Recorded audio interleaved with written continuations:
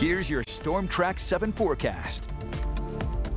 Good Tuesday morning to you all. Happy Mardi Gras as well. Happy Fat Tuesday. This is Storm Track 7 meteorologist Robbie Kamidari. We've all been to a somewhat chilly start this morning, we'll call it.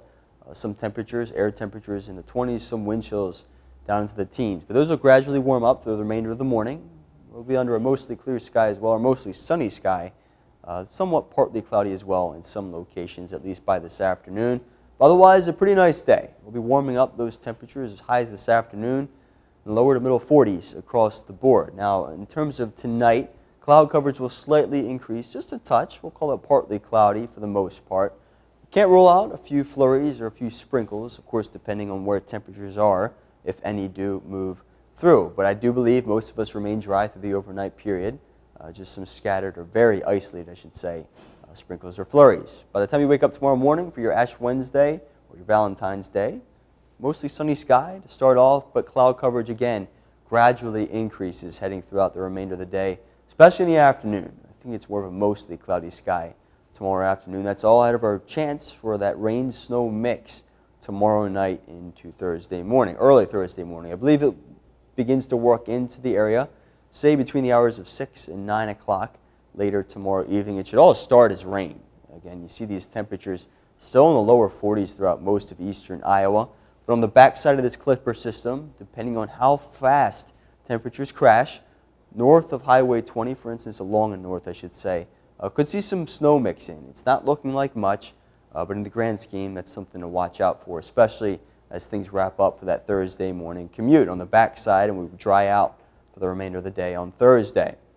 In terms of snow accumulations, again, I do believe it's along and north of Highway 20 that there would be the chance for any accumulating snow. Now, it looks really minor, very minor to say the least, a trace to 1 inch.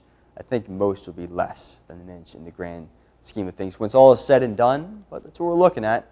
We haven't had any snow so far this month of February. We do have another chance to watch out for, at least on Friday, following this rain-snow chance tomorrow night. Here's one scenario that we're looking at. It's basically got the snow to our south. South and west of our area, we don't really get much in the grand scheme. But another scenario that we've been looking at, here it is.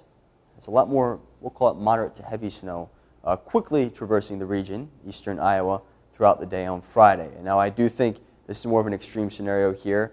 Everything is leaning, all the data that we look at as meteorologists is leaning towards this system being to our south. So that's where the forecast is leaning right now, but there is still that chance for some light snow in the end for Friday. You'll see that in the 10-day forecast here.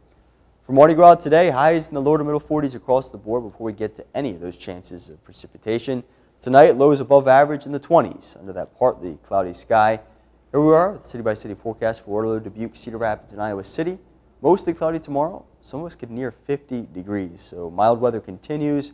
But after that Clipper system, tomorrow night into Thursday, temperatures drop back down to the 30s, but we do dry out, which is some good news there. Could be a bit breezy as well on Thursday, but for Friday, there it is. Slight chance of snow. Again, with the current forecast, we are leaning that this system remains farther south, but any snow that does fall will dry out over the weekend, and then temperatures moderate heading into next week.